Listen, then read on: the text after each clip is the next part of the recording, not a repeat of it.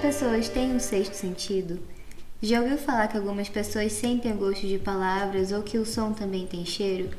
Você só consegue identificar o suco do restaurante universitário pela cor?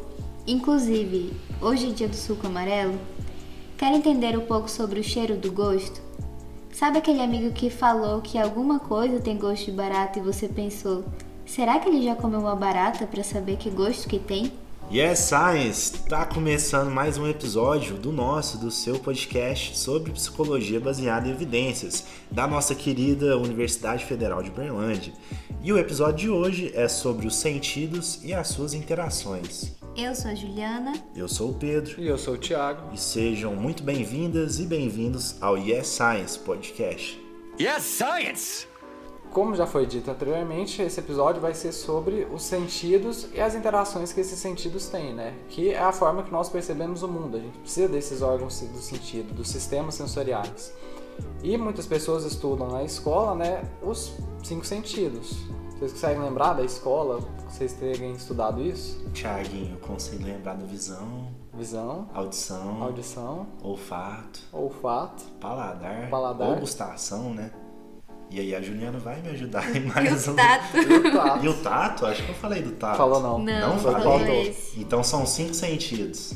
Originalmente, né, o que nós estudamos na escola normalmente são esses 5 sentidos.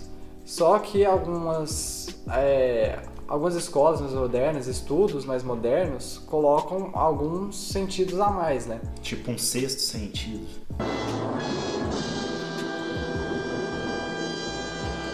A gente pode falar em sexto sentido, mas não no sentido popular de premonição, intuição, essas coisas. Mas sim, premonição, né? Não premonição, porque então intuição. A intuição existe, né? Mas a gente pode deixar para outro episódio discutir mais a fundo a intuição. Ah, beleza, então. Tô ansioso por esse episódio. Mas a gente pode falar de 6, até mais do que 6 sentidos, né? Mas esse sexto sentido não é nada sobrenatural, né? A gente pode considerar, por exemplo, a orientação e equilíbrio como o sexto sentido. Só que geralmente isso não é estudado muito a fundo na escola, né? E em alguns casos até mesmo é considerado junto com a audição, justamente porque os órgãos que são responsáveis pela orientação e equilíbrio estão no ouvido interno. Estão no ouvido interno, exatamente. Eu acho que nem tipo no cotidiano a gente encara o equilíbrio como um tipo de sentido, né? Acho que a gente não faz esse tipo de ligação também. Muito difícil, né? Porque realmente é algo que a gente não está acostumado a prestar atenção. E existem alguns estudos, por exemplo, com astronautas, né, que a orientação é totalmente alterada, porque eles não têm mais noção de onde é em cima, onde é embaixo, porque a gravidade é totalmente diferente. Inclusive, quando a gente está lendo alguma coisa enquanto está no carro, a gente sente um enjoo. Isso tem a ver também com o equilíbrio, né? É justamente essa discordância, né, da informação visual que está chegando para a gente, que nós estamos em movimento, né, principalmente no carro, só que os órgãos vestibulares não estão captando muito bem isso. A gente não foi selecionado para ser transportado passivamente. Isso selecionado ali da história da evolução humana. Perfeitamente. Não existia carro até alguns anos atrás aí. É uma invenção recente, né? O carro. Uns 200 anos, por aí. Da história da espécie humana, né? E a espécie humana é uma invenção ali recente da história da evolução da Terra, do planeta Terra. Também. Então nenhuma espécie viaja passivamente. Nenhuma espécie viaja passivamente, perfeitamente. Aí fica pros biólogos, né, responder se realmente isso é verdade. Ou pra psicologia evolutiva. Um salve aí pra psicologia evolutiva.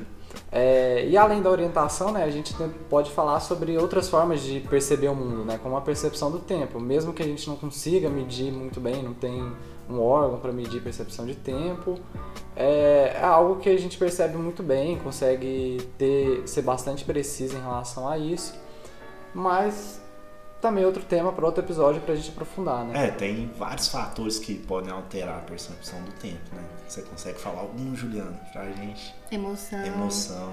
São tantas emoções, mas isso que você falou é muito interessante, né? Que, por exemplo, o tato, a gente tem a pele, né? Que é o maior órgão do nosso corpo e tem algum órgão para receber aquele estímulo sensorial, né?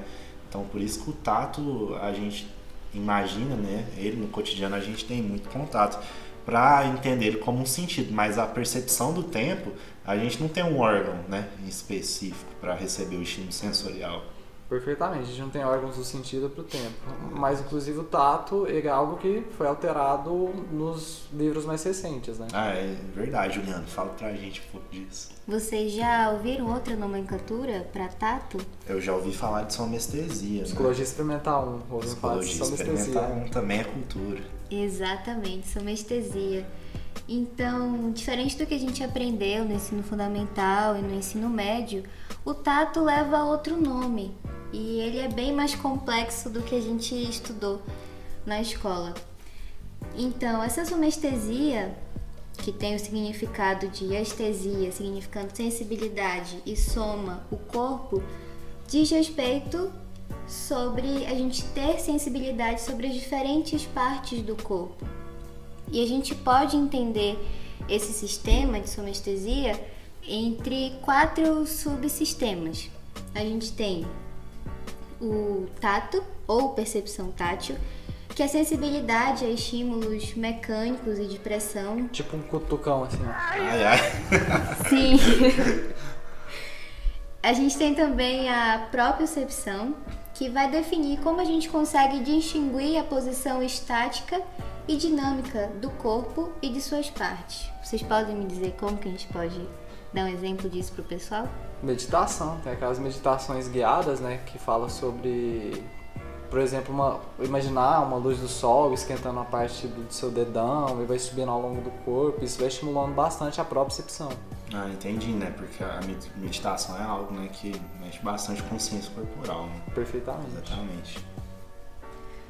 Você falou de temperatura, a gente já engata aqui no terceiro subsistema, que é a termossensibilidade, que vai dizer respeito como a gente percebe as alterações de temperatura. Mas diferente da meditação, é a temperatura real. Então, se a gente está num ambiente frio, num ambiente que uma temperatura está elevada, o nosso corpo dá um sinal, olha, aqui está quente, aqui está frio. Através dos nossos termorreceptores, né? Que Isso. estão na pele, exatamente. E por último, mas não menos importante, a somestesia pode ser classificada também como sensibilidade à dor. Então, a dor tem tudo a ver com o tato e com o que envolve esses sistemas. Já que o Pedro falou de termorreceptor, vou ter que falar agora dos nociceptores. Nociceptores. Sobre a recepção da dor. Pra quem já fez fisiologia na faculdade e passou aí maus bocados com a matéria, vai ser sempre, né, uma memória boa lembrar dos diversos tipos de neuroreceptores que existem aí no corpo humano. Pra gente ter ideia de quanto que é importante estudar a somestesia, 2 pesquisadores, um estadunidense chamado David Julius e o libanês Ardan Papoutoya, ganharam o Prêmio Nobel de Medicina em 2021. David, ele investigava os receptores sensoriais na pele para o calor, utilizando um composto da pimenta malagueta que vai produzir uma sensação de queimação. Já o Arden, libanês, investiga os receptores sensoriais para os estímulos mecânicos na pele e nos órgãos internos. A gente pode pensar que compreender esses mecanismos em relação a dores crônicas, a gente vai conseguir atuar sobre elas, porque a partir do nosso conhecimento sobre essas vias fisiológicas, a gente vai conseguir pensar em soluções para tratamentos, por exemplo. This is good. You know, we're talking, starting a dialogue. Então, galera, por falar aqui, né, a gente fala em cada sentido de forma separada, mas a gente tem que destacar que a visão ainda é o sentido que é mais compreendido, né, pela ciência, enfim, pela psicologia baseada em evidências, pela psicologia experimental. Por quê?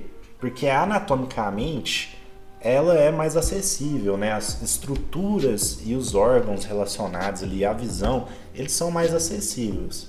E também a questão da estimulação laboratorial é mais fácil controlar o tipo de estímulo, né, visual do que os outros estímulos. Então, além dessas questões técnicas, a gente pode falar que existe um valor funcional da visão. Por quê? Porque a espécie humana, ela é eminentemente visual, né, Thiago? Se a gente parar para pensar, né, durante a evolução, vamos pegar o exemplo do ser humano que é mais fácil, né? Dentro da selva, pra ele... Na savana. Pra ele fugir de algum predador, de alguma coisa que vai, de alguma forma, causar algum dano a ele. Se a gente for usar o tato, por exemplo, até aquele predador chegar, né, e pra sentir ele, não tem nenhum sentido, né? Não ia ter história evolutiva pra contar. Não ia ter história evolutiva alguma. Da mesma forma, se formos pegar pela audição, né, se você ouvir alguma coisa lá na selva, dificilmente vai ter uma resposta imediata, né? Mas existe um sinal de alerta, o corpo fica mais alerta pela audição. Mas para ter uma resposta imediata, geralmente é através da visão. Então hoje a gente pode dizer que somos os seres mais adaptados, os selecionados para terem as melhores visões, na teoria. Eu acho não, que... na verdade não. Porque se a gente pensar, por exemplo, uma águia, tem uma visão muito mais ampla, né? Para identificar a presa. Isso. A presa. Mas eu acho que a gente não pode ficar com a autoestima baixa, porque eu acho que a visão do ser humano é melhor do que um de um roedor, por exemplo, né? Eu acho que não. Porque é muito difícil você fazer algum tipo de experimento com um rato. O roedor fica com os olhos pro lado para poder conseguir ter uma visão mais ampla quando ele vai ser atacado. Aí a gente vai precisar de uma assessoria aí de alguém da etologia para responder essa questão. Mas o que a gente quer falar é que é muito difícil a gente entender um sentido separado. Por quê? Por mais que a visão seja mais compreendida, ela não ocorre de forma separada. Porque o que acontece é que o ser humano ele tem uma experiência multissensorial. E um exemplo simples que a gente pode dar, né, dentro de uma conversa com a pessoa, mesmo que você esteja prestando atenção no rosto dela, você vai estar ouvindo o que ela fala. Se for alguém que toma um banho, passou um perfume, né, você vai estar sentindo aquele cheiro.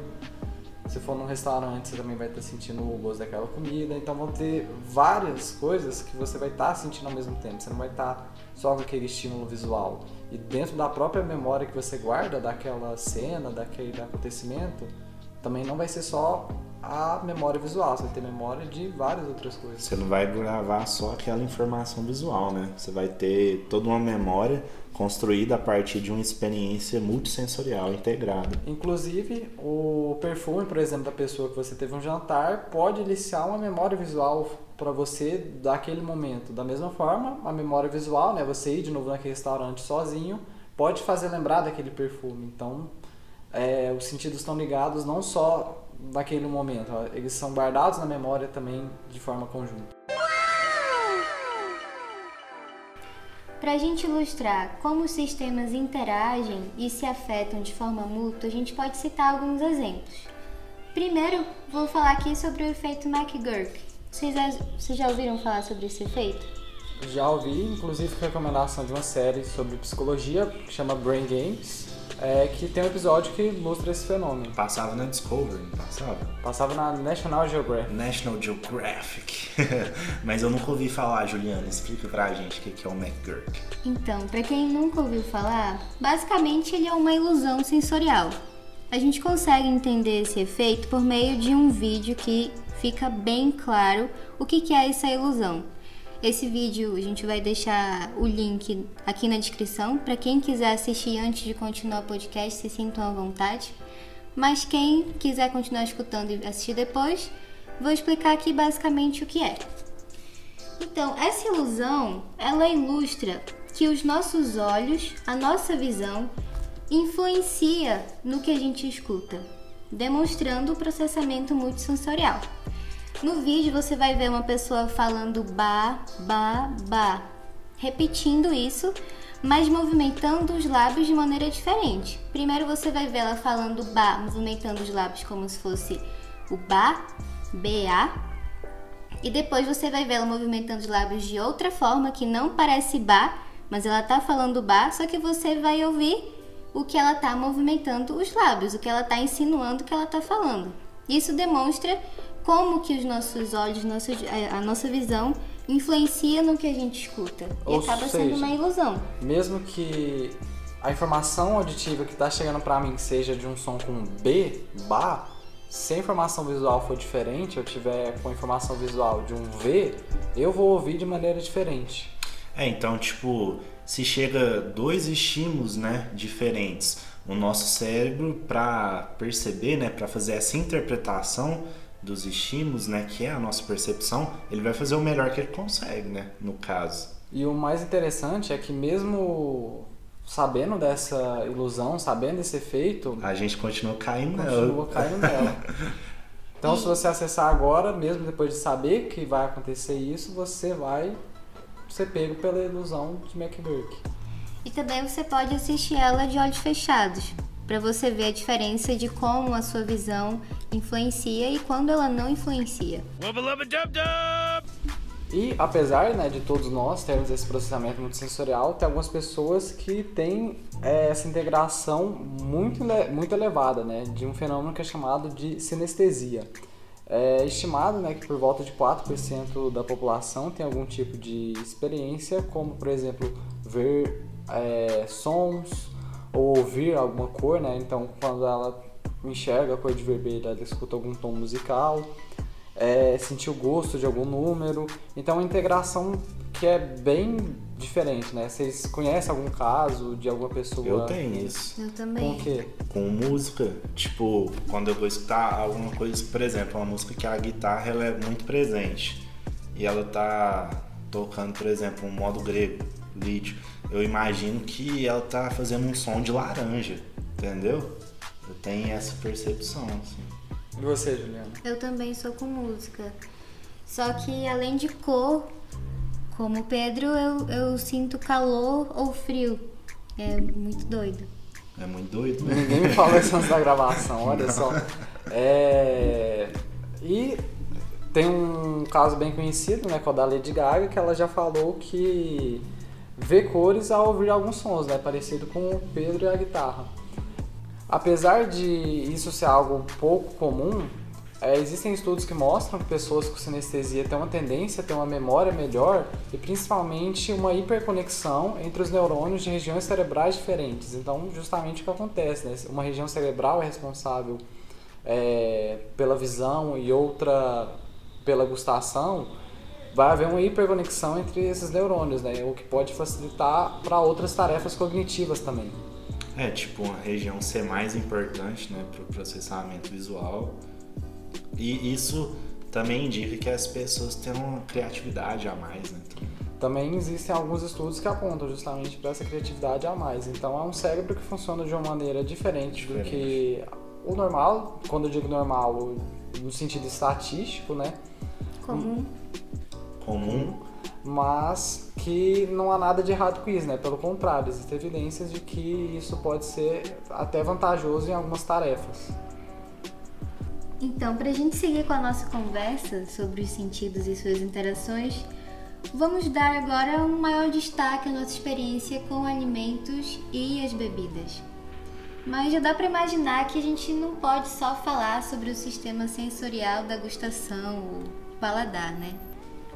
Inclusive, o sistema gustativo é inerentemente multimodal. Olha só que bonito. O que isso significa? Multimodal. Inerentemente multimodal. Pois até tentaram, mas é muito difícil estimular somente os receptores gustativos, também chamados de botões gustativos. Algumas informações que talvez você tenha aprendido na escola sobre os botões gustativos estão parcialmente corretas. Porque, primeiro, esses botões não estão localizados apenas na língua. A gente pode encontrar eles no céu da boca e na epiglote. Vocês sabiam disso? Eu não sabia, mas então, tipo, aquela coisa de ter um mapa da língua que no final é mais amargo. Chegava e colocava um salzinho na minha língua, eu falava, nossa, tá na ponta dele. Não, isso é mentira. Isso é fake mito, news. É fake news. Não é bem assim. Na verdade, é que esses botões eles se distribuem de forma não homogênea. Então eles podem estar bem distribuídos pela língua sem necessariamente ser um mapa aí na frente, tá salgado e assim por diante. E por isso que a experiência gustativa ela é tão complexa, né? Tipo, toda essa combinação de sabor, né, que ocorre. Também é porque o nosso corpo também é muito complexo. Exatamente. A gente aprendeu também que esses nossos botões gustativos, eles respondem a 5 gostos. a doce, salgado, amargo, azedo e umami. Eu lembro de estudar só 4 na escola. Nunca tinha ouvido falar nesse umami antes desse episódio. Eu não sei nem falar o que é. O que é um umami? Explica pra gente o que é umami. Isso é uma questão filosófica. Quero saber nos comentários também. Já ouviu falar de umami? Você sente gosto de umami? Então, gente, umami tem um nome de origem japonesa que significa saboroso. Ele foi esse sabor, esse gosto, na verdade, porque sabor é a união de 2 ou mais gostos básicos, esses 5 básicos. Ele foi descrito no século passado, mas a identificação de receptores específicos e o seu reconhecimento veio apenas nas últimas décadas. E agora, onde que está presente esse umami? Onde que está? Onde será que ele está?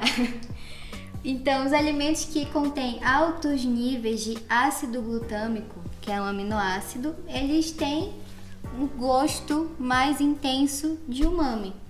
Então, alimentos como os alimentos marinhos, cogumelos, legumes, principalmente o tomate e queijo parmesão. Mas esses são os exemplos que a gente mais ouve, que mais são comuns, que tem mais níveis mais altos de umami em sua composição.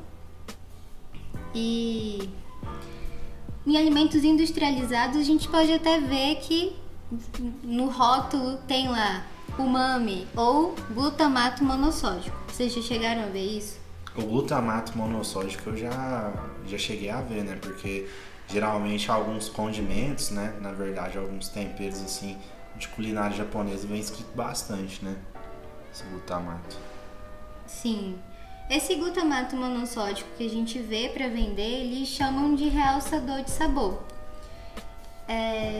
Mas ele não é tão bom assim para o nosso corpo porque ele é tóxico. Várias pesquisas dessa década e da década passada já mostraram que ele é tóxico para várias partes do nosso corpo, mas nossa ênfase aqui é para o cérebro, porque esse glutamato monossódico ele vai funcionar como um neurotransmissor para realçar o sabor do alimento.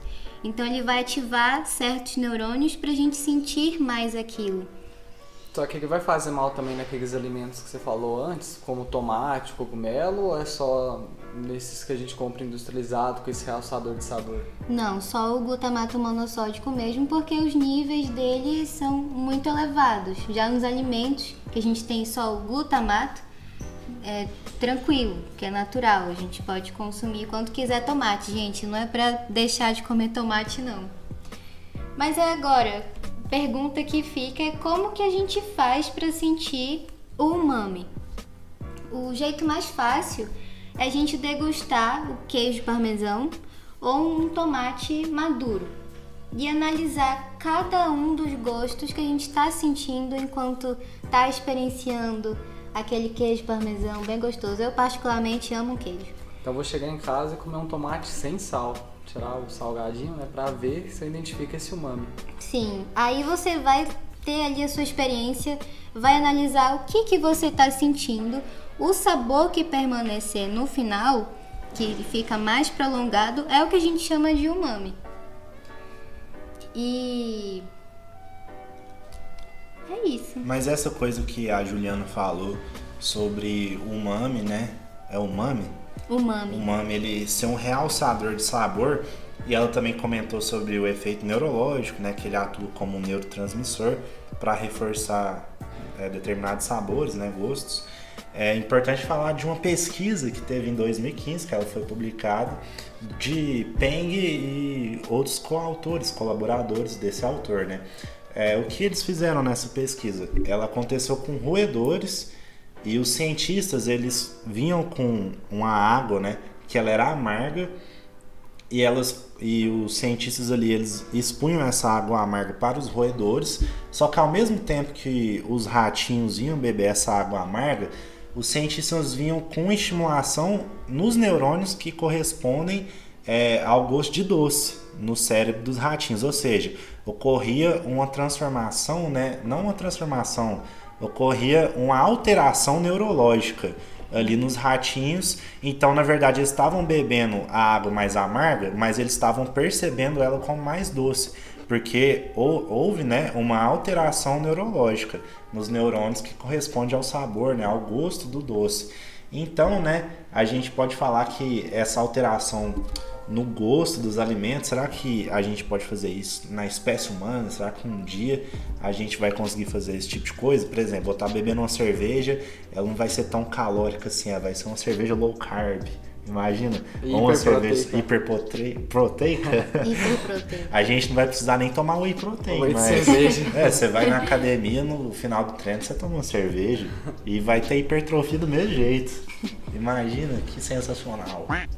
E aprofundando um pouco na conversa sobre o sistema gustativo, né, vamos falar um pouco sobre as relações que o sistema gustativo tem com os outros órgãos do sentido, né? O mais óbvio, né, o primeiro é em relação à sua relação com o sistema olfativo, né?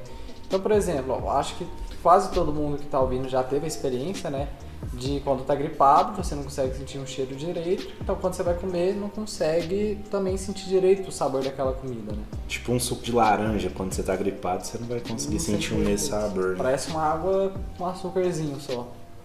No melhor das hipóteses. Nossa, isso acontece comigo sempre. É a primeira coisa, assim, eu perco o cheiro e o gosto das coisas. Pra quem tem rinite também, né? Eu tenho rinite, o Thiago tem rinite. Rinite volta controlada. Juliano deve ter também, sinusite. Essas inflamações, né? Das vias aéreas, enfim, é isso. Em tempos de pandemia causada pelo vírus SARS-CoV-2, uma parcela significativa das pessoas relatam a perda do gosto. Do olfato e do paladar. Do olfato e do paladar. E isso é mais um indicativo de como que os órgãos de sentido estão interligados entre si. Embora a gente reconheça que essas propriedades neuroinvasivas do vírus têm diversas vias fisiológicas para atuarem, ainda falta a gente compreender os mecanismos fisiopatológicos do vírus nas vias periféricas e centrais do sistema gustativo e do sistema olfativo. Além disso, o prejuízo ou alteração nesses sistemas sensoriais também já foi relatado em outras doenças e condições clínicas, como a epilepsia, a esclerose múltipla, a doença de Alzheimer e de Parkinson. Um efeito colateral importante do tratamento quimioterápico de pacientes com câncer também relatam vários casos dessa perda. Mas, sim, o que isso tem a ver, né? O que a quimioterapia tem a ver? Falando de maneira bem crua, a quimio, ela mata as células de crescimento rápido em todo o corpo. E assim acaba eliminando os receptores gustativos que se regeneram a cada 2 semanas. Então, nesses casos, é muito comum o relato de que as comidas ficam sem sabor ou adquirem um gosto metálico. Vocês já chegaram a sentir um gosto metálico nas comidas? Só em Coca-Cola. Tem umas Coca-Cola que vem com um gostinho metálico assim muito ruim. Eu acho que tem a ver com o recipiente às vezes, né? Porque, por exemplo, a Coca-Cola, mas tipo bebidas aí que vem em garrafa de vidro geralmente são melhores, né? Realmente. Do que numa garrafa PET. Tem isso aí também. Mas enfim, isso não é banal, já que a comida e a bebida são reforçadores primários, como já dizia Skinner. E alteração no cheiro e no paladar podem estar associadas à depressão e perturbação no comportamento alimentar, seja perda ou ganho de peso, ou quando a gente come demais ou come de menos. Agora, dando continuidade sobre o olfato e o paladar, né? Esses dois sistemas que eles são bastante integrados, a gente pode falar que existem 2 tipos diferentes de olfato. Vocês sabiam dessa? Não. Existe o olfato ortonasal, que na verdade, né, ele é o que a gente sente quando a gente inspira pelo nariz objetos próximos ou distantes da gente, ou seja, a gente dá uma inspirada e a gente consegue sentir, né, aos arredores. Por mim isso era olfato, então existe outro tipo? Existe outro tipo, não é só esse tipo de olfato, né? Existe também o olfato retronasal, além do que a gente já explicou, né? O ortonasal. Agora, o retronasal, ele é o seguinte, ele é quando a gente vai engolir alguma comida. E aí a gente sente o cheiro dessa comida. Por isso que é muito difícil, é impossível, na verdade, a gente separar o olfato retronasal do paladar, né?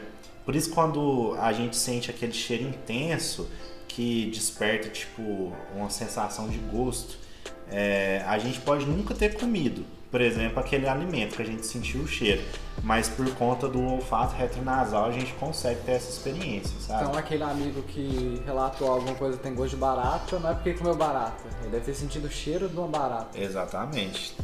Nossa, eu nunca senti cheiro de barata. Eu também nunca senti cheiro de barata. E gosto. Agora, por exemplo, falar da sinestesia. Já viu que tem a Lulu do League of Legends que fala, isso tem um gosto meio roxo?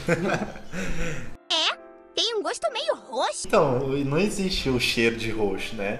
O gosto existe pra ela. O gosto existe pra ela, porque ela tem uma experiência sinestésica muito louca. E é isso. Mas, tipo, além do cheiro, né, a gente pode falar que o sistema gustativo, ele também é afetado pelos outros sentidos. Por exemplo, pelo tato, né, a gente pode falar da temperatura. Então, você tem um chocolate aí na sua geladeira que ele está guardado há muito tempo, ele pode ser percebido como menos doce em comparação com um prestígio que você acabou de comprar aí numa loja de conveniência. E isso tem a ver com a temperatura, também pode ter a ver com a textura dos alimentos, né? Outra informação tátil. O chocolate, né, na geladeira ele fica mais duro também, né? Ele fica mais duro e aí você vai sentir, né, com o tato, por exemplo, um diamante negro. Diamante negro é o chocolate que foi mais duro na história da Terra. Quando ele tá derretidinho assim, fica bem melhor, né? Fica bem melhor, porque você consegue sentir a crocância dele, né? E aí a crocância tem a ver também com estímulo auditivo, né? Com outra informação de outro sentido. Inclusive tem um estudo interessante, né, que é de pesquisadores japoneses, do Endo e do Fujisaki, de 2016, que eles investigam justamente essa relação entre ouvir um alimento crocante e justamente mastigar algo que não é bem crocante, né? Esses pesquisadores tinham uma pergunta de pesquisa bem interessante, né, que eles refletiram sobre como os idosos tem que comer bastante alimentos pastosos, né? Então eles não têm mais aquele prazer de ter aquele alimento crocante, né? Então, mesmo assim, o estudo foi feito com adultos, né? Para ver se eles ouvindo o som da crocância fazia com que o prazer de comer fosse maior. E eles colocaram um sistema bastante complexo para ouvir essa mastigação justamente no tempo da pessoa fechar a boca, né? Então tinha sensores nas articulações da mandíbula. E de fato, mesmo que eles deram para esses participantes 5 alimentos diferentes, não foi em todos que eles encontraram um resultado estatisticamente significativo de aumento do prazer de comer, principalmente em relação à crocância, mas em pelo menos 3 desses 5 alimentos de enfermaria, de fato, ter esse estímulo auditivo da crocância juntamente com a mastigação aumentou o prazer em comer comidas mais pastosas. Então não era que a comida... Você ia morder ela, por exemplo, os participantes desse estudo iam morder ela e ia ter um barulho, né? Ela ia ser mais crocante, né? Eram 2 estímulos diferentes, no caso. Separados. Um estímulo auditivo e o outro, né, a comida.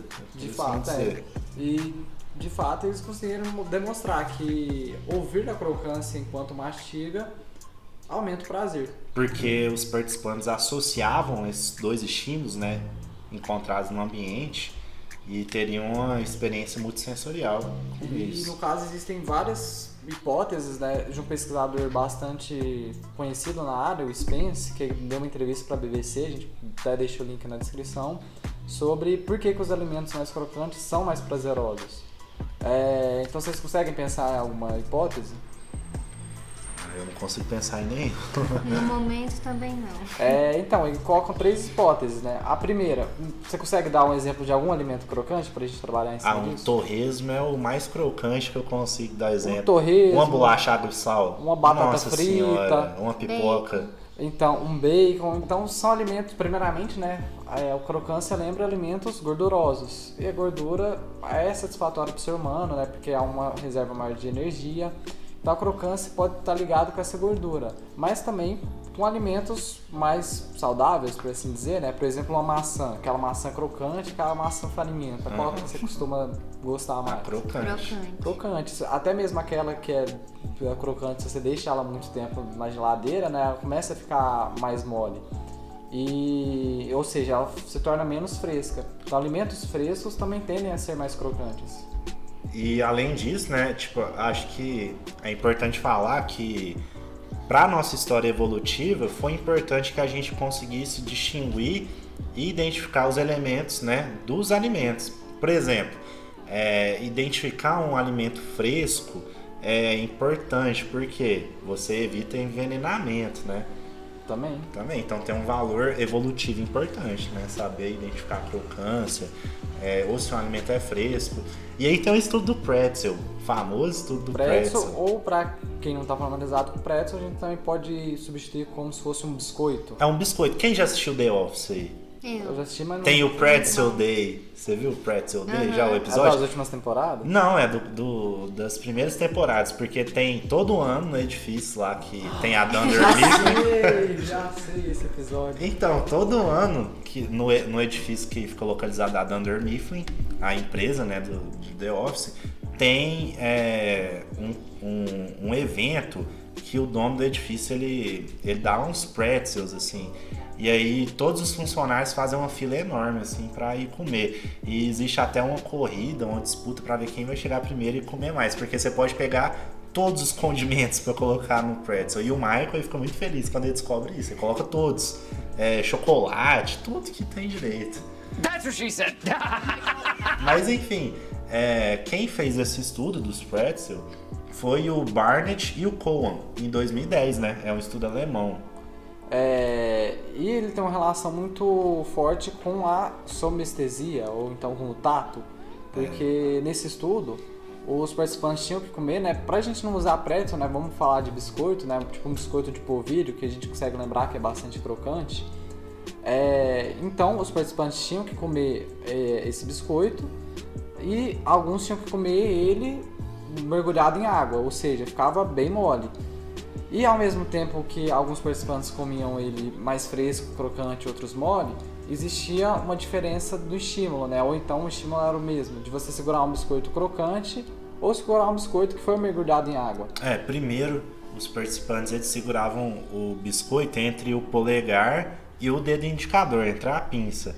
E aí eles seguravam um biscoito que seria ou original, né? Que é fresco, crocante, ou um biscoito mergulhado em água.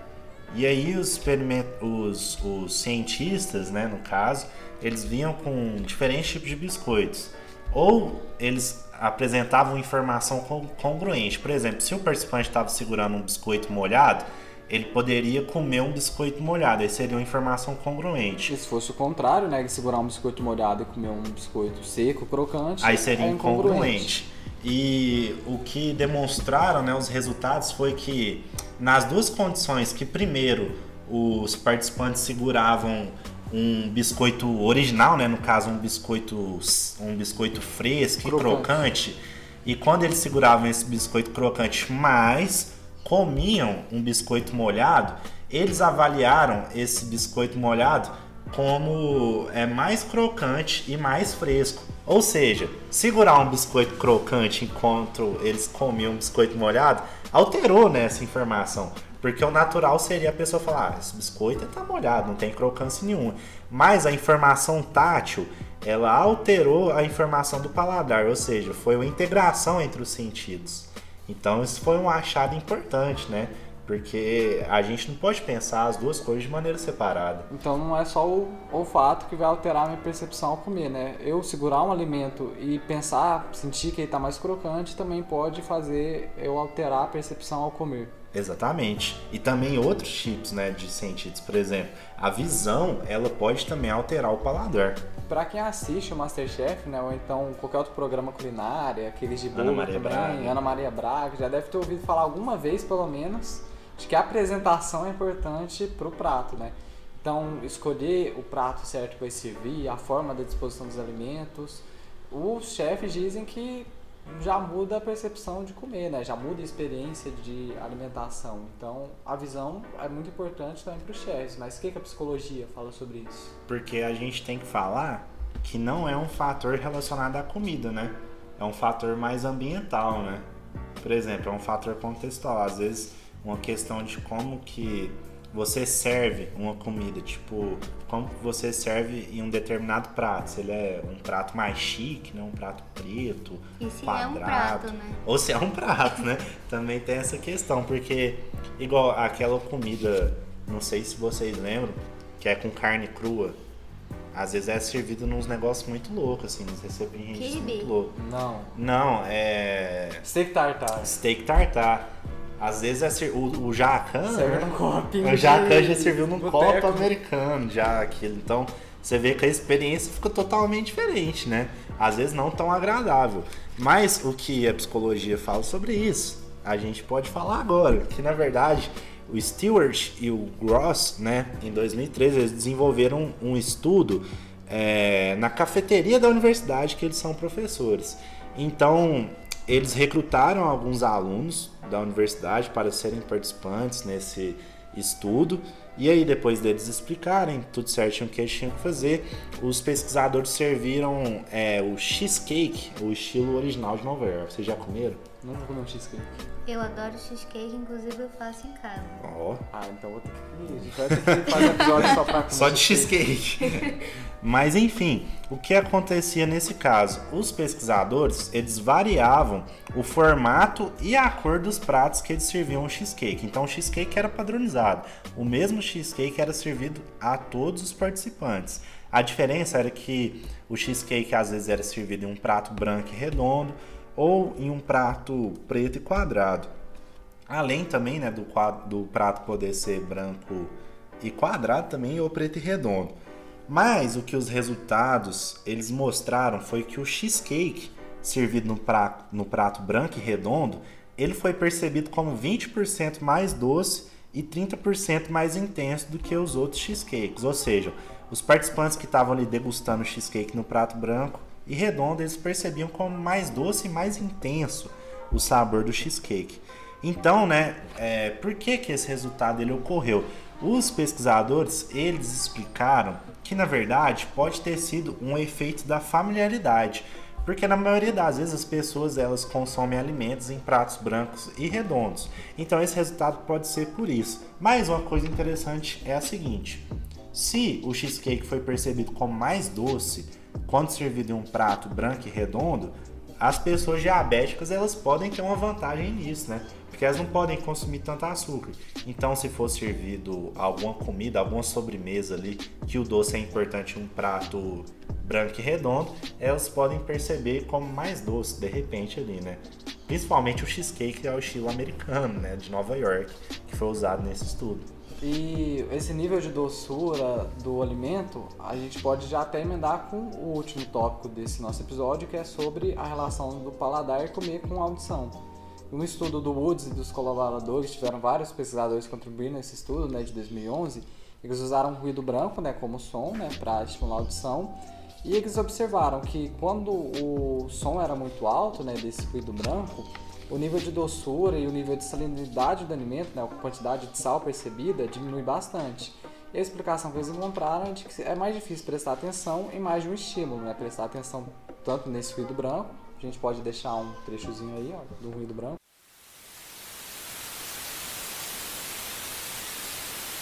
É mais difícil prestar atenção nesse som e no estímulo. E nesse mesmo estudo também foi encontrada a relação entre gostar da música de fundo, né, e também gostar da comida. Não é uma relação de causa, né, se você está escutando uma música que você gosta, o alimento vai ser bom, mas existe uma relação entre eles. E essa coisa do estímulo sonoro também, é muito legal a gente falar isso, que fez me lembrar do estudo que foi ali liderado, né, o principal autor era o Reinoso Carvalho, é um estudo que ocorreu na Bélgica. E o que aconteceu nesse estudo? Ele foi realizado com cerveja. Para quem gosta de cerveja, é um negócio muito interessante. Por quê? Porque nesse estudo em específico, os participantes eles eram colocados em frente, né, de um computador que tinha um software. E esse software ele gerava alguns tons digitais dentro de uma certa amplitude. Então, por exemplo, as pessoas elas deveriam apertar a barra, né, quando atingisse um tom ideal, porque os cientistas eles serviam vários tipos de cerveja. Então, às vezes era uma cerveja doce ou uma cerveja mais amarga. Então, quando os participantes estavam degustando aquela cerveja e eles sentiam que atingiam um tom ideal, eles deviam apertar a barra no computador para os pesquisadores conseguiram controlar, né, quando que foi o ponto ideal que os participantes associaram o tom, né, do estímulo sonoro com a doçura ou com o amargor da cerveja. Então, né, os resultados eles demonstraram que os participantes eles estavam associando as cervejas amargas aos tons de menor frequência. Ou seja, os tons de menor frequência são os tons mais graves, né? Os tons mais baixos. E as cervejas mais doces, os participantes estavam associando aos tons de maior frequência. Ou seja, aqueles sons mais agudos, eles eram associados com cervejas mais doces. Então, por exemplo, isso é uma coisa muito interessante. Por quê? Porque quando você está num restaurante, às vezes tem música de fundo, né? E aí você está escutando uma trilha sonora com piano, que é um instrumento que consegue chegar em notas mais altas. Talvez você está ali tomando uma cerveja, você vai sentir aquela cerveja como mais doce. Será que isso pode acontecer numa situação sem controle laboratorial? Mas, pelo contrário, você está escutando uma trilha de blues, uma trilha de jazz, e aí tem vários metais, né, vários instrumentos de sopro. Talvez você perceba a cerveja como mais amarga, porque são tons mais baixos, né, são tons mais graves. Agora, outro estudo, né, do mesmo autor, do Reynoso Carvalho, ele é muito interessante porque foi um estudo que foi realizado fora de laboratório, com a parceria com a banda inglesa The Editors.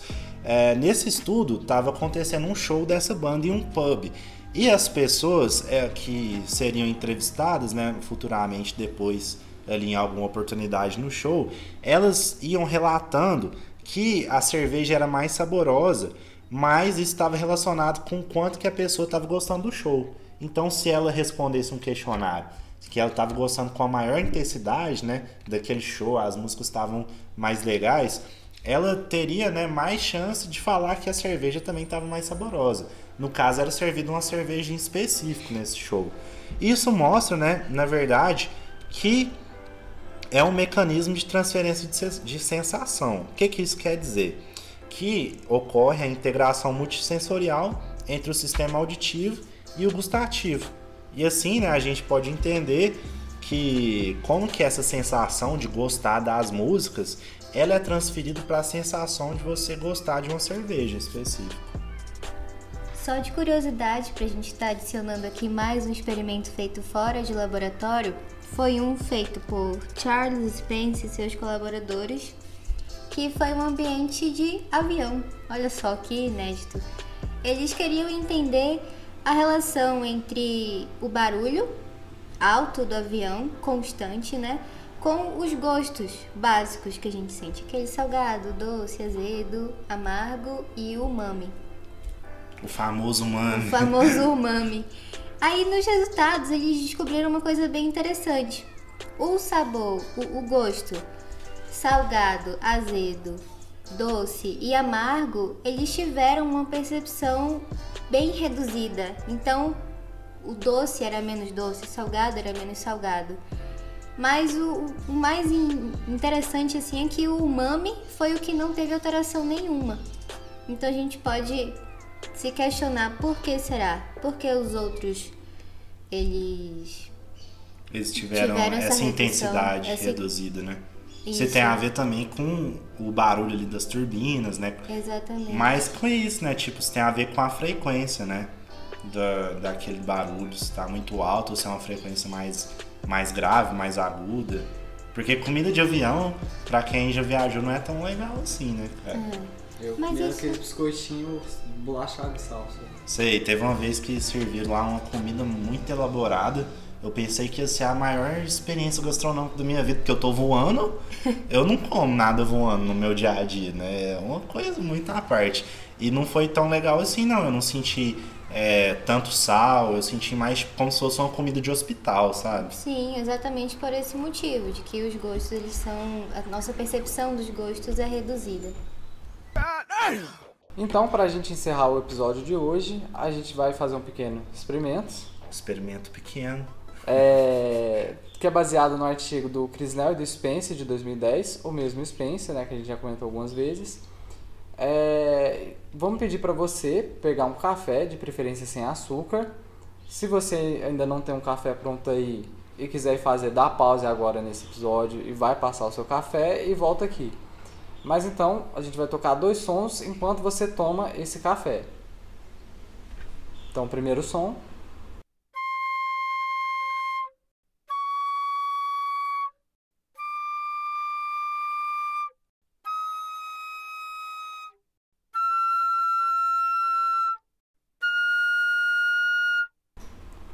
Segundo som.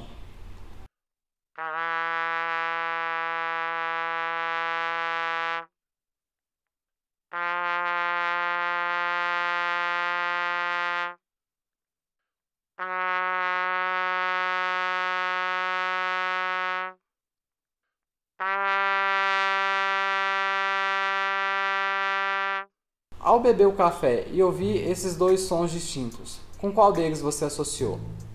Bom, no estudo, eles notaram que as notas graves se relacionam com o gosto amargo. Então, um café sem açúcar, né, que é bastante amargo, a gente espera que seja associado com o segundo som. Enquanto as notas agudas, né, o nosso primeiro som, são mais relacionadas com o doce e com o azedo. Se você chegou até aqui, nossos mais sinceros agradecimentos. É isso aí, muito obrigado por ter acompanhado a gente em mais um episódio do Yes Science, esse podcast muito especial. Não esqueçam de seguir nossas redes, acompanhar, escrever comentários para discutir mais, né, sobre o processamento multissensorial. Qualquer comentário, dúvida, vocês deixem aí também. Se tiver alguma sugestão, né, pra gente fazer mais episódios, também deixa aí nos comentários. Alguma dúvida, algum questionamento, inquietação. E a gente vai deixar todos os artigos, links de vídeos que a gente comentou aqui nas descrições e nas redes sociais. E também não deixe de acompanhar nosso Instagram, que a gente vai colocar diversos materiais interativos lá relacionados aos experimentos. E é isso, muito obrigado por nos ouvir até agora e até o próximo episódio do Yes Science. Yes, science!